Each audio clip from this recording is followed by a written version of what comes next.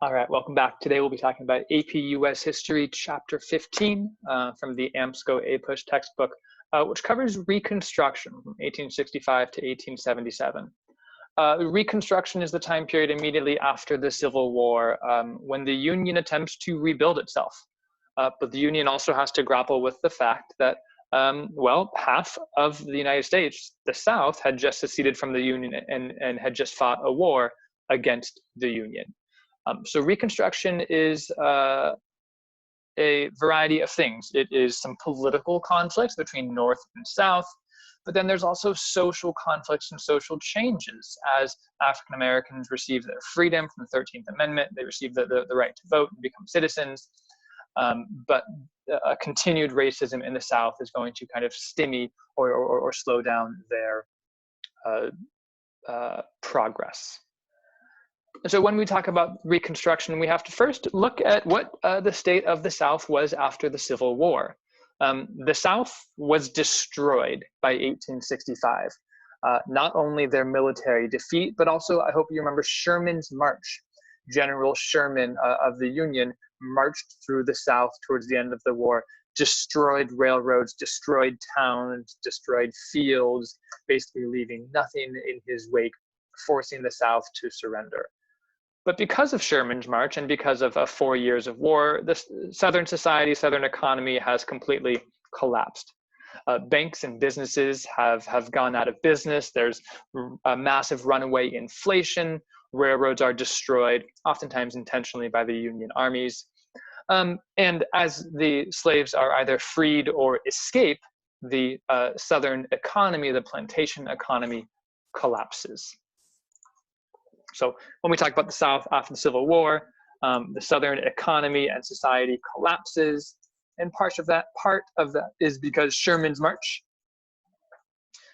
plus the war, had destroyed railroads and fields, and then freed slaves leads to the plantation economy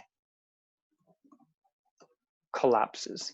Remember, the Southern plantation owners, they had been making massive profits, but rather than investing those profits in factories or industrializing, they invested those profits in new slaves. So when those slaves are freed, the Southern economy collapses. Now, when we look at Reconstruction, attempts by first Abraham Lincoln in his last months of office and then Andrew Johnson, we'll see different attempts to try to rebuild the Union. Lincoln, before he was assassinated in 1865, he issued something called the Proclamation of Amnesty and Reconstruction of 1863. Amnesty is basically to pardon or to forgive people for their crimes. This was Lincoln's attempt to allow the South to reintegrate, to allow the South to rejoin the Union, but only if Unionists, Northerners, if you will, or people loyal to the Northern way, were in charge. What Lincoln promised was he promised full presidential pardons for Confederates who both took an oath of allegiance or loyalty to the US and accepted that slaves were freed. So if you were a Confederate that swore loyalty to the Union, you would be forgiven for your crimes. And Lincoln said that once 10% of voters took that loyalty oath, those states could then be brought back into the Union. Now, this meant that every single Southern state would have to rewrite their state constitution to officially outlaw slavery. So we have here the Proclamation of Amnesty and Reconstruction in 1863. And this allows the South to rejoin the Union if they swear loyalty and they abolish slavery, or rather accept that slavery has been abolished. And then he promises pardons for those that do that. It is tough in one sense of forcing them to rewrite their constitution on his terms, but also quite lenient in that he offered pardons to people, to Confederate leaders that did so. Now, as emancipation spreads through the South, remember, Lincoln's Emancipation Proclamation in 1863 didn't actually free the slaves. It was just a political statement. But by the time the 13th Amendment is passed in early 1865, emancipation came slowly, as word spread slowly through the South that slaves had been freed. And we see different reactions. Some former slaves would stay at their plantations and just become paid workers because that was all they knew. Some of them took to the road to try to find their family that they had been separated from. Huge numbers of former slaves, of freed black men, or freed blacks rather, moved to the North, where they would perhaps be more accepted and perhaps find more opportunities for work. And we also see as blacks are freed, we see huge new social opportunities for them, especially new black churches and universities that we'll look at in a moment. Now, to solve this,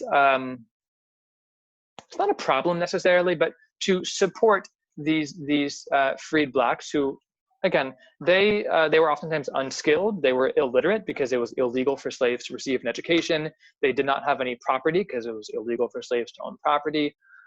When they were freed, they were often unable to seek out new opportunities for themselves because they had been deprived of an education and of opportunities for so long.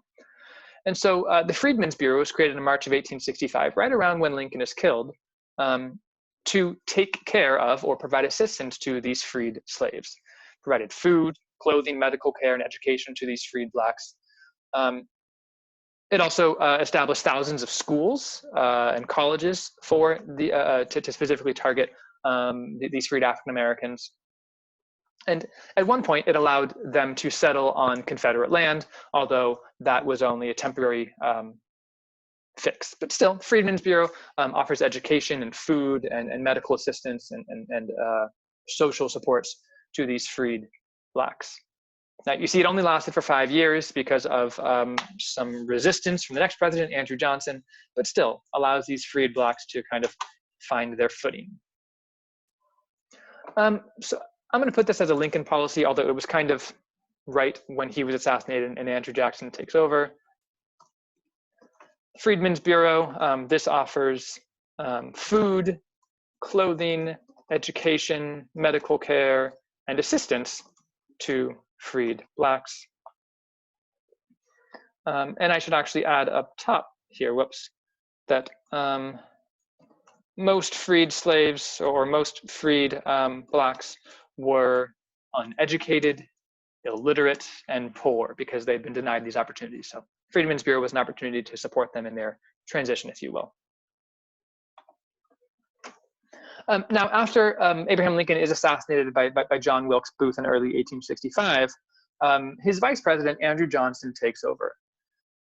Andrew Johnson is an interesting character because while Lincoln was a Democrat from Illinois, from the North, or whatever, Andrew Johnson was actually a Democrat. It was actually a Southern Democrat. Andrew Johnson became Lincoln's vice president as a way to try to keep the Union together. It was like a political deal of, you know, I'll have a Southern Democrat on my ticket. And he was actually the only senator from a Confederate state to remain loyal to the Union during the Civil War. But Andrew Johnson was also, well, he was a Democrat. Democrats at the time liked the Southerners. They were all about states' rights. So he was all about a weak federal government and strong state rights. So he was a Southern Democrat, I suppose, who favored strong state government, a weak federal government.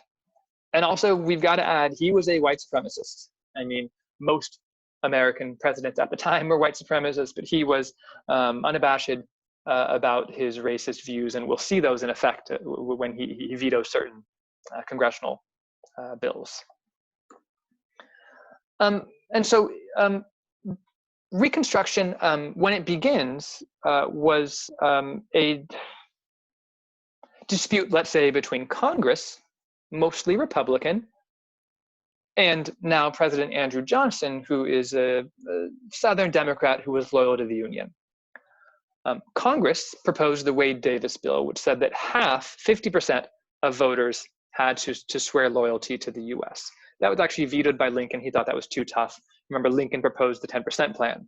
If 10% of voters swear an oath of allegiance, they can be readmitted.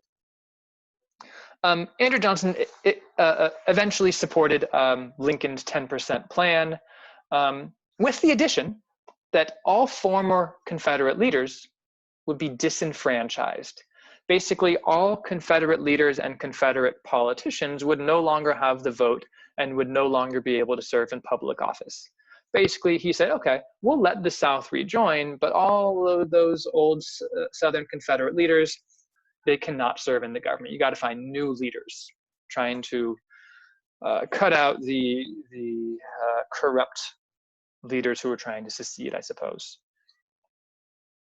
And eventually, all 11 states of the Confederacy, all 11 Southern states, they eventually were readmitted to the Union because they rewrote their constitution that ratified the 13th Amendment, which abolished slavery, and then rewrote their constitutions that repudiated secession, basically said that was a mistake, I'm sorry, and canceled out the old Confederate debt so they could join the Union with a clean bill of economic health. Now, important distinction here, none of the new Constitution allowed freed slaves to vote, which will be solved by some later, well, sort of solved by some later amendments.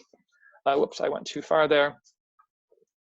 So he supports Lincoln's 10% plan, but he forbids all Confederate leaders or politicians from voting and holding office.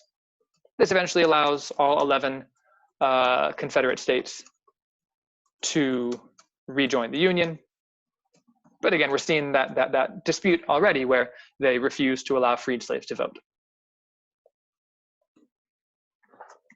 And one of the biggest things that we see in the South after the Civil War, and frankly stretching to modern day, is, okay, slavery's been abolished, but Southern politicians and Southern lawmakers looked for ways to create laws to take rights away from these freed blacks. To, okay, you're freed, sure, but we're not going to give you the vote or the opportunity to be an equal citizen. These are sometimes called black codes. These were laws in the South that would regulate the affairs and rights and powers of these freed blacks after the end of slavery. Some of these were very strict labor codes that basically said, if you are a worker, you have to do this, this, and this. It also forced them to sign work contracts, and if they didn't, they'd be considered vagrants and they could be arrested. It also prohibited blacks from renting land or borrowing money to buy land. So you can imagine there's no wiggle room here. Basically, they cannot own land. They have to continue to work for landowners. So many African Americans became sharecroppers. In exchange for using land, they would give a percentage of crop to a landowner. And that basically led them to become massively in debt to the very people that used to be their masters or their slave owners. And so one form of slavery is abolished only to be replaced by another, in essence, form of economic slavery called sharecropping. I'm going to put this down here to the Southern reaction. Southern states, they created black codes to restrict the rights of freed blacks. For example, they could be arrested for not having a job or for being a quote-unquote vagrant. They could not rent land or borrow money. They could not serve on a jury. And many of them turned to sharecropping, which is, I'm going to make the argument, it's a form of economic slavery, where these freed blacks would use land in exchange for giving a percentage of their crop to the landowner. Now, the landowner is going to keep on jacking that percentage up to the point where eventually these sharecroppers can't afford it. They fall into debt, and in order to pay off their debt, they're basically slaves. Now back to Andrew Johnson. Remember, Andrew Johnson is a Southerner. I mean, he's supporting the Union, sure, but he's also a white supremacist and a racist, and he wants small federal government. And so Johnson vetoes quite a few congressional bills. First, he vetoes the Freedmen's Bureau, or the attempt to renew the Freedmen's Bureau. He also vetoes the Civil Rights Bill of 1866 that would have nullified those Southern Black codes and granted full citizenship, full rights to Blacks.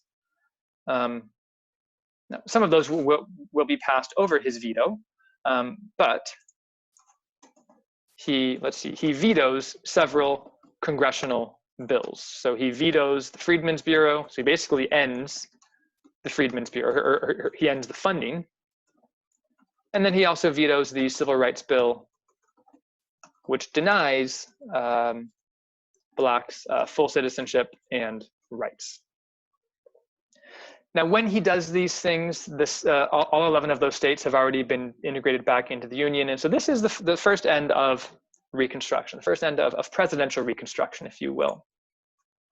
The next phase, Congressional Reconstruction, is how Congress, mostly Republican, deals with reintegrating the South. And so the Republican Party during Reconstruction, again, the Republicans, Lincoln's party, the party that abolished slavery, as Donald Trump always reminds us during the debates, the Republican Party controlled most of Congress, and most of them were moderate Republicans. They cared mostly about helping out the white middle class. Now, there were some more radical Republicans who championed civil rights for African Americans, especially after the 13th Amendment freed Blacks, and the South, after they're reintegrated into the Union, the South kind of gained some political power because slaves now count as a full, freed Blacks now count as a full citizen. That gives the South more representation. And so these more radical Republicans weren't very effective because they were a minority, but there was a small minority of white Republican men who were really fighting for more radical policies that would grant more equality, more of the vote to these freed Blacks. Charles Sumner, Thaddeus Stevens, Benjamin Wade being some of these more radical Republicans. Even though those radical Republicans were the minority, the more moderate white Republican men in Congress still passed quite a few policies during what's called Congressional Reconstruction. Now, the 13th Amendment, remember that was in 1865, that abolished slavery. That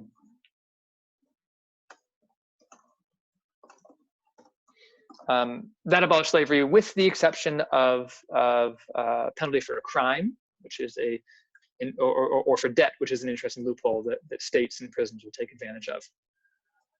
The 14th Amendment also said that not only is slavery illegal, but they're also citizens. Anyone born in the US is a US citizen.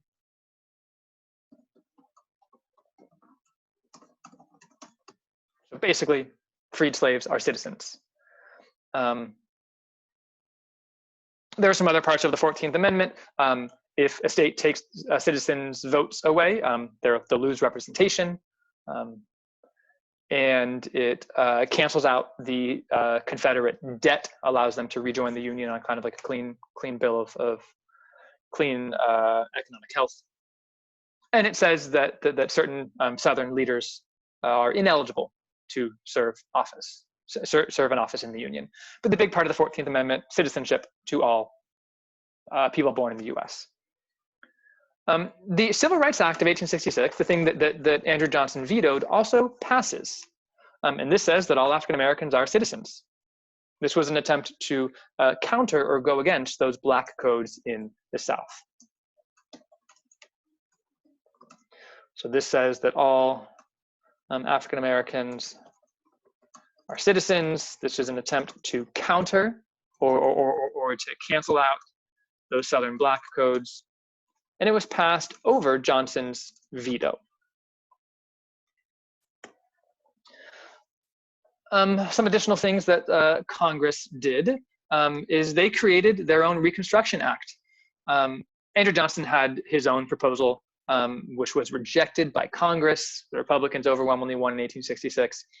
And so the Reconstruction Act of 1867 divided the South into 5 military districts, and each military district would be occupied by the Union Army. This is military occupation by the Union in the South. So, okay, sure, the South has already been readmitted to the Union. They've had to swear oaths of loyalty and allegiance, but now the Union is going to occupy their regions, their states, to make sure they follow what they promised to do.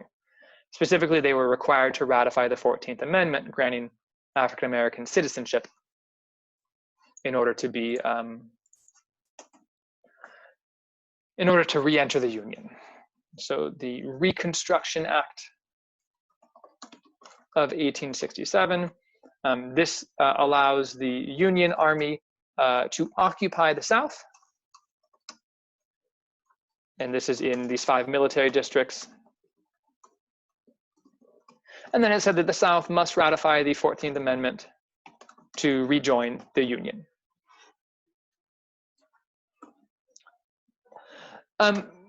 Now, remember, Andrew Johnson was against that. He thought it was the federal government taking too much power. Andrew Johnson was also against the Freedmen's Bureau, thought it was the federal government taking too much power. And so Andrew Johnson is actually impeached early on in his presidency. Very long story short, a law was passed called the Tenure of Office Act, passed by Congress, that basically said that Andrew Johnson has to keep Lincoln's cabinet in place. Johnson's got to keep all of Lincoln's secretaries in place. This was, the goal of this was to kind of maintain stability from the transition from Lincoln to Johnson, and also to make sure that Andrew Johnson didn't appoint any other, white supremacists or Democrats in office. Andrew Johnson ignores that, and he dismisses the Secretary of State in 1868, going against the Tenure of Office Act. So Andrew Johnson was impeached, the first president to be impeached. Now, impeached doesn't mean he was removed from office. It simply means that he was brought to trial to see if he would be removed from office. He was charged with 11 high crimes and misdemeanors for basically violating this congressional law. And by one vote, he was found not guilty. If you were following the news back in February, Donald Trump was also impeached, but was not removed. Same thing with Andrew Johnson, impeached but not removed. So where am I going to put this? I'll put this in political changes. So Andrew Johnson was impeached in 1868 because he ignored Congress and fired one of Lincoln's secretaries. But he was not removed from office. This is significant because it really illustrates the conflict between the Republican Congress and Johnson, who, remember, was a Democrat.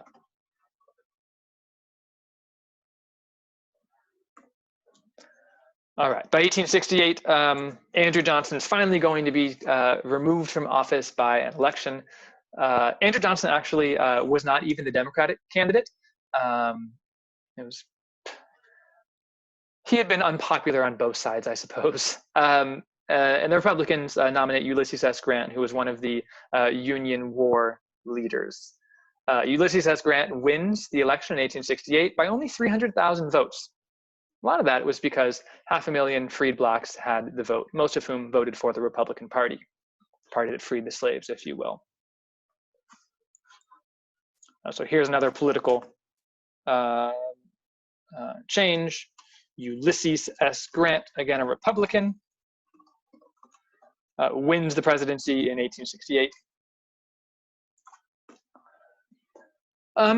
And so now with the Republicans firmly in control of the White House and Congress, Congress is able to pass quite a few more Reconstruction bills. 15th Amendment, passed by Congress and ratified in 1870, allowed all men over the age of 21 to vote. Now, you might remember that, sorry, let me add this here real quick. I'll put these in order of the amendments. You might remember that the women's rights movement had kicked off in 1848 with the Seneca Falls Convention, where Elizabeth Cady Stanton and Susan B. Anthony began to call for the vote for women. So a lot of female abolitionists were really upset that this only gave the vote to men.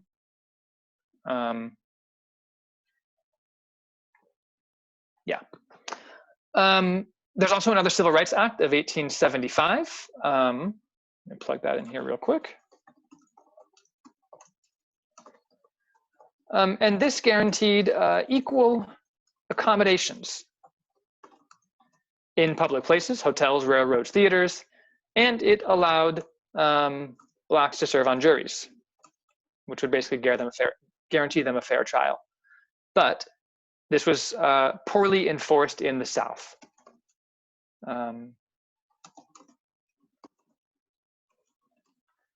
And so, I mean, 100 years later, or 90 years later, think about Martin Luther King Jr. What is he protesting against? Well, among other things, he's trying to make sure that blacks don't have to sit in the back of the bus, or don't have to sit in a certain section of the theater, or are banned from eating in certain restaurants. The Civil Rights Act of 1875 was supposed to guarantee equal accommodations under the law for blacks, but even 90 years later, we'll see in the Civil Rights movement, the South is still resisting these equal accommodations. And so how does the South react? The South, remember, they lost the Civil War.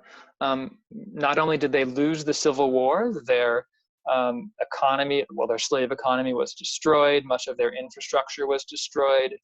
They were forced to swear an oath of allegiance to the government that they just fought.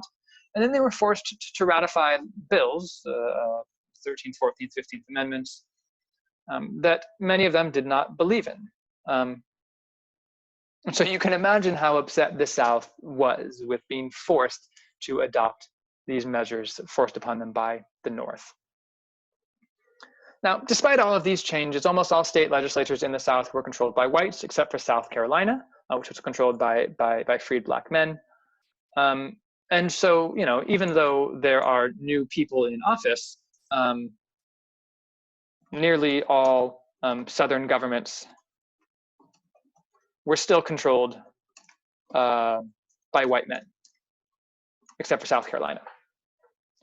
And you see lots of people trying to move to the South,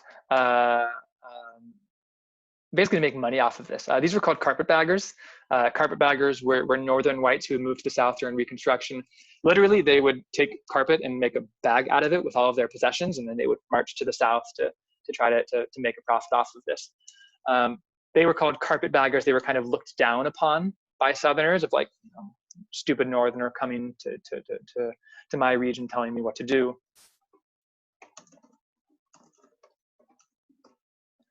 And then there were also scalawags. Scalawags were Southern whites who supported Reconstruction, who were also looked down upon. And so we can see lots of tension in the South between those who support Reconstruction, those who are coming into the South to maybe make a profit or support Reconstruction, and then the old Southerners who are still bitter about losing the Civil War. There are also some black legislatures in the South. Now, South Carolina was majority black, but also some others, including 2 black senators and a dozen representatives from the South. So we'll say there's a small number of black legislators from the South.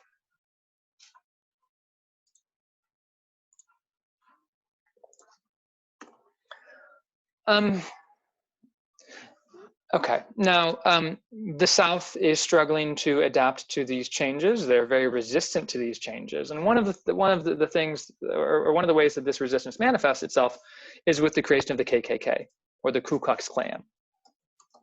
The KKK is created in 1866. Originally a secretive organization. They would wear their white robes and white hoods, and they would basically intimidate and horrify black families in the South, and also kill hundreds of them.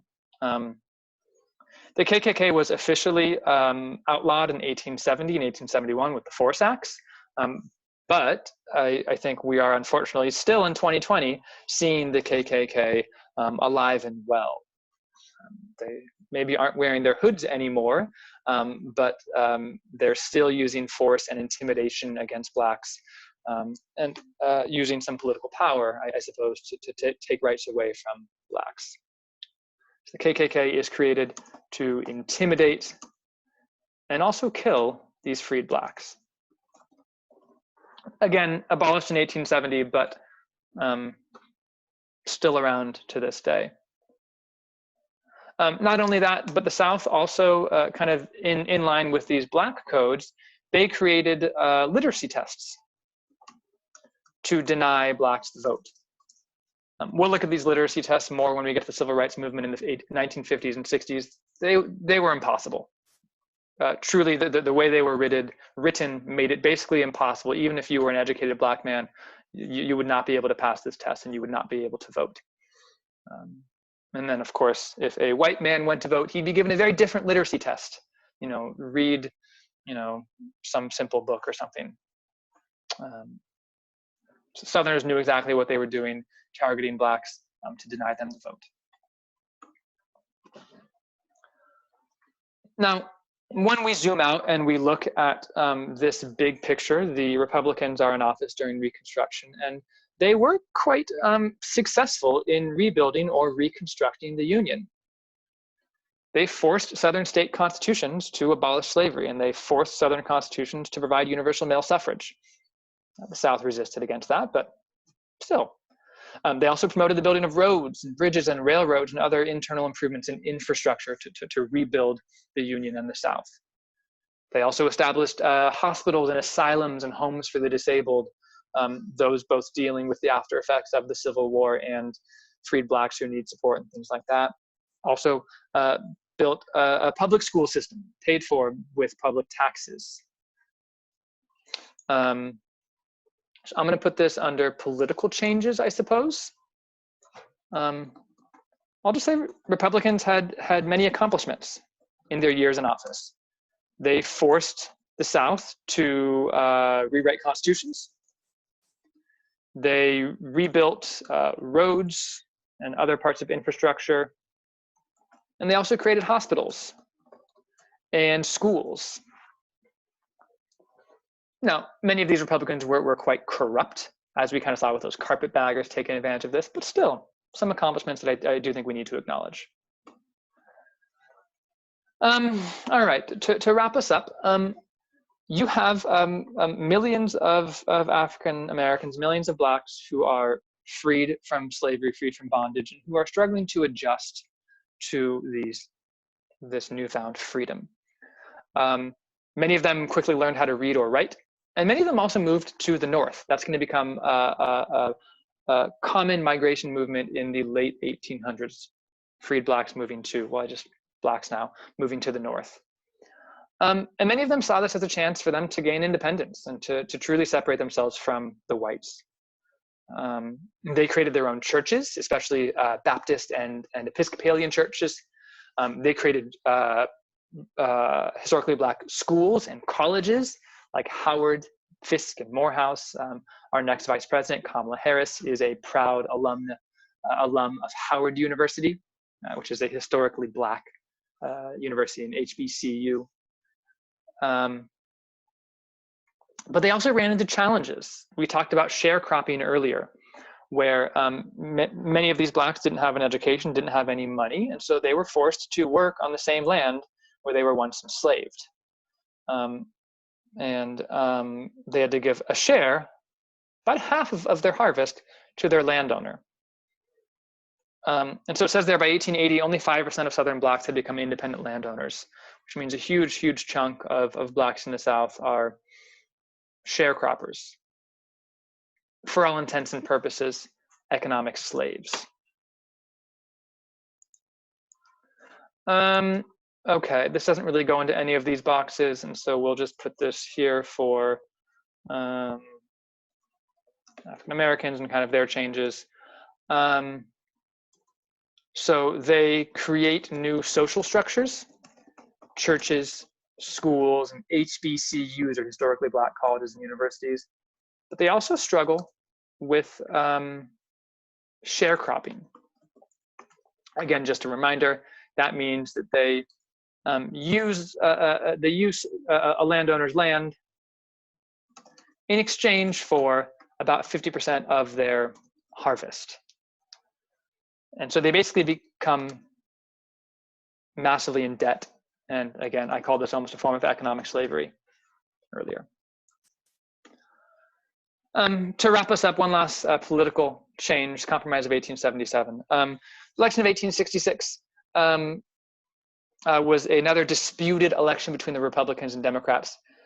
Now, by 1876, all of the federal troops that had been occupying the South from the Reconstruction Act, they've all left, except for South Carolina, Florida, and Louisiana. And Democrats had retaken power in most southern states. In the presidential election of 1876, the Republican, Rutherford B. Hayes, and the Democrat, Samuel J. Tilden, in the popular vote, the Democrats won. But South Carolina, Florida, and Louisiana, those three southern states that are still being occupied because they hadn't agreed to all the terms, it was unclear who had won those states. And so the Electoral College was unclear who had won. An independent commission was established that granted those electoral votes to Rutherford B. Hayes, the Republican, and the Democrats naturally were furious about this. And so a compromise was created. The Democrats, Southern Democrats said, okay, we will allow the Republican, Rutherford B. Hayes, to become president if you immediately end Reconstruction, basically. You've got to withdraw all the troops from the South. You've got to stop supporting the Southern Republicans and let the Democrats take over in the South, basically, and help build a transcontinental railroad in the South. So again, Compromise of 1877, the Republican, Rutherford B. Hayes, wins in a disputed election. And then the South demands to withdraw all the troops, build a railroad in the South, and basically end Reconstruction. By 1880, just a couple of years later, the Supreme Court begins to strike down laws that had protected blacks from discrimination. And so very quickly, within just a couple of years, this bargain that the Republicans struck to win the White House backfires. So again, within 3 years, the Supreme Court begins to strike down laws protecting blacks from discrimination. So quite a bit that we went over today with Chapter 5, Reconstruction. Again, pause as you need to jot these notes down. We talked about the Abraham Lincoln's policies before he was assassinated, and Andrew Johnson's policies. Johnson, remember, was a Democrat. He wanted a weak federal government, so he oftentimes opposed Lincoln and opposed Congress. But Congress got quite a bit done. The Reconstruction Amendments, 13th, 14th, and 15th, abolished slavery, granted citizenship and the vote. And then the Civil Rights Acts at least attempted to guarantee equal accommodations for blacks. But we know that the South fought against that fiercely with their black codes to basically restrict the rights of freed blacks in the South. And with sharecropping, many blacks continued to struggle. Despite all these political changes, one political party is still in power. The Republicans are still in control. Although we see by 1877, the Democrats have gained quite a bit more power after Reconstruction and are going to challenge the Republicans for power moving forward.